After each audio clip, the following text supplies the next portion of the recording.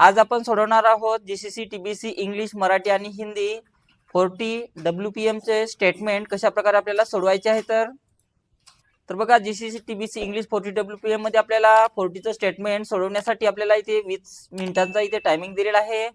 तर 20 मिनिटातच आपल्याला सर्व सोडवायचं आहे। तर यासाठी आपल्याला 15 मार्क्स दिलेले आहे। तर यामध्ये बघा ज्या ठिकाणी आपल्याला टाइप केलेला आहे हेडिंग, तर त्याच ठिकाणी आपल्याला त्याची सुरुवात करायची आहे। तर या स्टेटमेंटची सुरुवात B3 पासून चालू होत आहे। तर B3 मध्येच क्लिक करावं लागेल। B3 मध्ये क्लिक केलं त्यानंतर मी हे हेडिंग दिलेलं आहे मेन, तर ते आपल्याला जसं हेडिंग आहे त्याच पद्धतीने त्यामध्ये हेडिंग आपल्याला टाइप करून घ्यायचं आहे।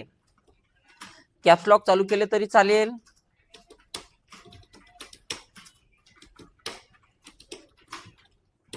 अशा प्रकारे हेडिंग टाइप करून घ्या, एंटर करा। त्यानंतर कॅप्स लॉक बंद करायचा आहे। त्यानंतर आपल्याला ही फिगर टाइप करून घ्यायचं आहे। त्याच्या खालीच B4 मध्येच ओपन ब्रॅकेट करा आणि त्यानंतर FIG टाइप करून घ्या, फुल स्टॉप द्या, IN टाइप करायचा, स्पेस आहे, डबल सिंगल इनोटेड कॉमा आहे आणि त्याच्यानंतर 3 झिरो दिलेले आहे अशा प्रकारे। आणि त्यानंतर ब्रॅकेटला क्लोज करायचं आहे। त्यानंतर आपल्याला काय करायचं बघा, B5 मध्ये सिरियल नंबर टाइप करून घ्यायचा आहे। तर B5 मध्येच क्लिक करा। B5 मध्ये क्लिक केलं त्यानंतर आपल्याला सिरियल नंबर याच्यामध्ये टाइप करून घ्यायचे आहे अशा प्रकारे। त्यानंतर C5 मध्ये आपल्याला फूड ग्रेन हे नाव टाइप करून घ्या। C5 मध्ये क्लिक करा आणि त्यानंतर आपल्याला फूड ग्रेन नाव टाइप करून घ्यायचं आहे अशा प्रकारे। त्यानंतर D कॉलम मध्ये आपल्याला काहीही टाइप करायचं नाही। त्यानंतर E कॉलम मध्ये आपल्याला समर टाइप करून घ्यायचं आहे। तर E कॉलम मध्ये इथे क्लिक करा आणि यानंतर आपल्याला समर टाइप करून घ्यायचं आहे। त्यानंतर F कॉलम मध्ये काहीही टाइप करायचं नाही। त्यानंतर डायरेक्ट G कॉलम मध्ये आपल्याला टाइप करायचं आहे G5 मध्ये। तर G5 मध्ये क्लिक करा आणि यामध्ये आपल्याला विंटर नाव टाइप करून घ्यायचं आहे अशा प्रकारे।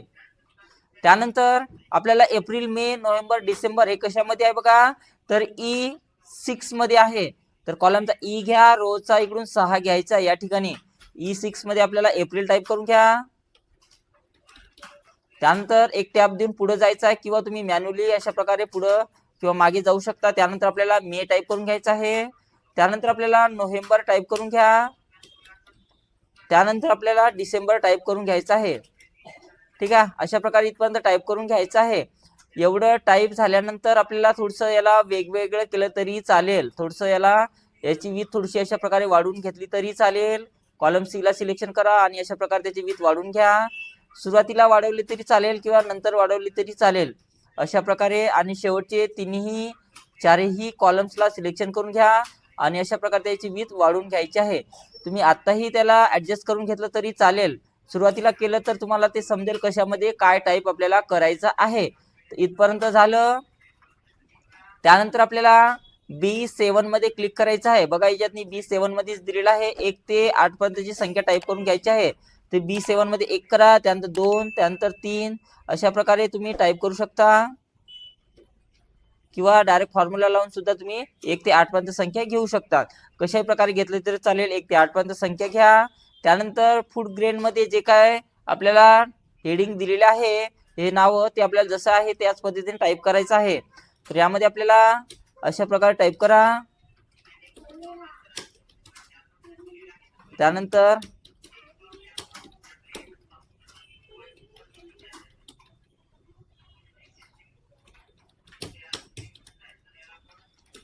राईस, त्यानंतर मटकी, त्यानंतर व्हीट अशा प्रकारे टाइप करायचं आहे। हे टाइप झालं त्यानंतर इथे डबल कॉलम द्या, डबल डॉट द्यायचा आहे। तर अशा प्रकारे डबल डॉट द्या। फुल स्टॉप म्हटले जाते, 2 फुल स्टॉप द्यायचे आहे त्या ठिकाणी अशा प्रकारे फुल स्टॉप द्या। त्यानंतर आपल्याला ही संख्या जशी आहे त्याच पद्धतीने आपल्याला संपूर्ण संख्याच्या मध्ये टाइप करून घ्यायची आहे इथपर्यंत।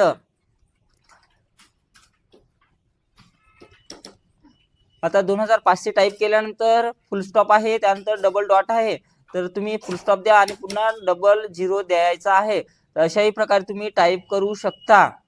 ठीक आहे, तर अशा प्रकारे मी सगळं इथपर्यंत टाइप करून घेतो।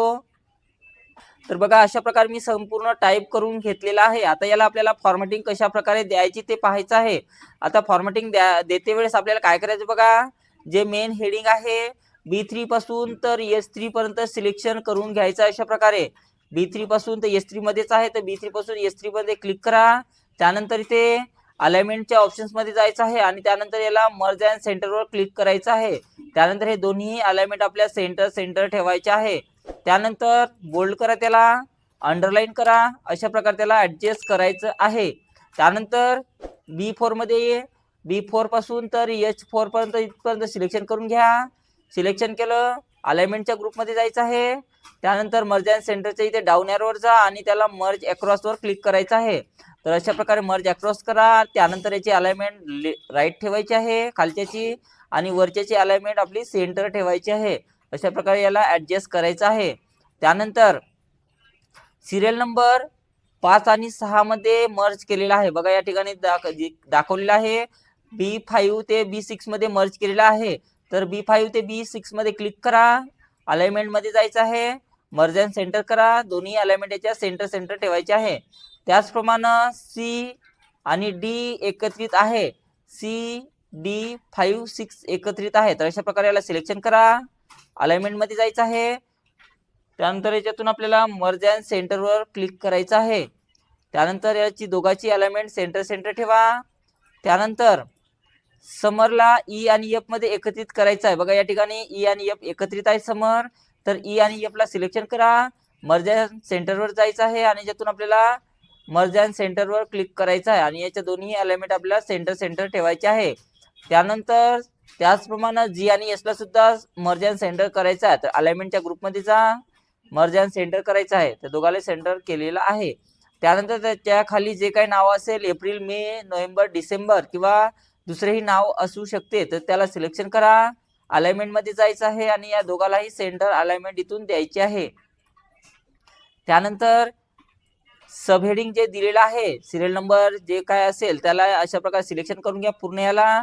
त्यानंतर त्याला बोल्ड करायचं आहे. बोल्ड केल्यानंतर त्याचं जे बॉर्डर आहे ते ऑल बॉर्डर आपल्याला सेट करायचं आहे अशा प्रकारे. आता बघा नोव्हेंबर आणि डिसेंबर हे आपल्या रेषेला लागत आहे, त्यामुळे त्याची विथ आपण थोडीशी वाढवून घेऊ. विथ वाढवत्या वेळेस त्या दोनच कॉलमची न वाढवता त्या चारही कॉलमला सिलेक्शन करून घ्या आणि अशा प्रकारे त्याला अशा प्रकारचा कर्सर येऊ द्या आणि क्लिक करून अशा प्रकारे ऍडजस्ट करून घ्यायचं आहे. म्हणजे ते मोकळं सुटसुटीत व्यवस्थित आपल्याला दिसलं पाहिजे. त्यानंतर सिरियल नंबर 1 ते 8 पर्यंत सिलेक्शन करा. अलाइनमेंट मध्ये जायचं आहे. या दोघांनाही सेंटर ठेवायचं आहे. त्यानंतर जे फुल ग्रेड मध्ये जे काय नाव टाईप केले असेल आपण या ठिकाणी त्याला सिलेक्शन करून घ्या. अलाइनमेंट मध्ये जा आणि एक स्टेप अलाइनमेंट त्याची वाढवून घ्यायची आहे अशा प्रकारे. त्यानंतर जे डबल डॉट इथं दिलेलं आहे त्याला सिलेक्शन करून घ्या. त्याची अलाइनमेंट आपल्याला सेंटर ठेवायची आहे दोघांचीही. त्यानंतर या बॉक्सला अशा प्रकारे सिलेक्शन करायचं आहे. पहिले तर 1 पासून तर 8 पर्यंत सिलेक्शन करा. त्यानंतर याला आउटसाइड बॉर्डर द्यायची आहे. त्यानंतर त्याच्या पुढच्या कॉलम्सला अशा प्रकारे C आणि D कॉलमला एकत्रित सिलेक्शन करा आणि याला सुद्धा आउटसाइड बॉर्डर इथून द्यायची आहे. त्यानंतर एप्रिल महिन्यातली जे काही संख्या वगैरे दिली असेल त्या संख्येला सिलेक्शन करा. याला सुद्धा आउटसाइड बॉर्डर द्या. मे मध्ये जे काही संख्या असेल त्याला सुद्धा आउटसाइड बॉर्डर द्यायची आहे. त्यानंतर नोव्हेंबर मध्ये जे काही असेल त्याला सुद्धा आउटसाइड बॉर्डर द्या आणि डिसेंबर मध्ये जे काही संख्या असेल त्याला सुद्धा आउटसाइड बॉर्डर इथून अशा प्रकारे द्यायची आहे. अशा प्रकारे त्याला आउटसाइड बॉर्डर द्या. त्यानंतर याच्यामध्ये आपल्याला 4 प्रश्न विचारलेले आहे. तर पहिला प्रश्न, find the average column May and show the answer in cell F15 म्हटलेला आहे. तर F15 मध्ये क्लिक करा. ऍव्हरेज काढायचा आहे. आता ऍव्हरेज काढण्यासाठी 2 जागेवरून आपण काढू शकतो. एक तर फॉर्म्युला मध्ये जा, ऑटोसमच्या डाऊन एरोवर क्लिक करा आणि याच्यातून आपल्याला ऍव्हरेज वर क्लिक करायचं आहे. आता ही संख्या जर ऑटोमॅटिक सिलेक्शन होत जर असेल तर सिलेक्शन राहू द्या, डायरेक्ट एंटरच करायचा आहे. जर संख्या सिलेक्शन होत नसेल तर अशा प्रकारे तुम्ही सिलेक्शन करू शकता आणि त्यानंतर एंटर बटनावर क्लिक करा. त्यानंतर आपल्याला find the sum of month of November in cell range G15 म्हणत आहे. तर G15 मध्ये आपल्याला काय काढायचं, सम काढायचं आहे. तर G15 मध्ये क्लिक करा. त्यानंतर ऑटोसमच्या डाऊन एरोवर जायचं आहे या ठिकाणी फॉर्म्युला मध्ये आणि त्यानंतर सम फंक्शन्स घ्यायचं आहे आणि डायरेक्ट एक एंटर बटनावर क्लिक करा. डायरेक्ट सगळं सिलेक्शन होतं म्हणून मी एंटर केलेलं आहे. त्यानंतरचा प्रश्न बघा, find the maximum value of column April and show the result in cell E15 म्हटलेला आहे. तर E15 मध्ये क्लिक करायचं आहे. आणि कोणतं ऑप्शन वापरायचं आपल्याला, मॅक्झिमम. तर मॅक्झिमम साठी पुन्हा फॉर्म्युला टॅब मध्ये जा, ॲटोसम मध्ये जायचं आहे आणि याच्यातून मॅक्झिमम फंक्शन्स घ्यायचं आहे. इथूनही तुम्ही घेऊ शकता अशा प्रकारे. त्यानंतर शेवटचं H15 मध्ये क्लिक करा. काय म्हटलेलं मिनिमम काढायचा, तर मिनिमम आपण फॉर्म्युला मध्ये जाऊनही करू शकतो किंवा होम टॅब मध्ये इथं एडिटिंग ग्रुप आहे, इथं सुद्धा ॲटोसमचा ऑप्शन दिलेला आहे, याच्यावर जा आणि याच्यातून सम मिनिमम घ्यायचा आहे. तर इथूनही तुम्ही काढू शकता मिनिमम आणि त्यानंतर एक एंटर करा. सगळ्याचे उत्तर निघालेले आहे. जेवढ्याचे उत्तर काढलेले आहे तेवढ्याही आपल्याला सेलला सिलेक्शन करा आणि याला ऑल बॉर्डर इथून आपल्याला द्यायची आहे अशा प्रकारे. त्यानंतर ऑल बॉर्डर दिल्यानंतर जेवढं आपण टाईप केलेलं आहे तेवढंही सिलेक्शन करून घ्या आणि त्यानंतर त्याची जे विथ आहे हाईट आहे ते आपल्याला चेंज करायचे आहे. तर त्यासाठी सेल्स ग्रुपमध्ये जा, फॉर्मॅटमध्ये जायचं आहे, रो हाईटवर जा आणि याच्यातनी 25 टाईप करून घ्यायचं आहे आणि त्यानंतर एक एंटर बटनावर क्लिक करा. तर अशा प्रकारे आपल्याला 40चं स्टेटमेंट सोडवायचं आहे आणि त्यानंतर सबमिट करून आपण पाहायचं आहे. आता हा डेमो आहे त्यामुळे आपल्याला इथे शो होत आहे. तुम्हाला फायनल एक्झाम मध्ये अशा प्रकारचं शो होणार नाही रिझल्ट. तर बघा इथे आपलं पूर्ण करेक्ट आलेलं आहे. तर जेवढ्या मी स्टेप्स सांगितलेल्या आहेत तेवढ्याही स्टेप्स आपल्याला पूर्ण करायच्या आहेत. तर आपल्याला टोटल मार्क 15 पैकी 15ही मिळालेला आहे आणि आपला रिमार्क पण पास आलेला आहे. तर अशा प्रकारे आपल्याला 40चं स्टेटमेंट सोडवायचं आहे.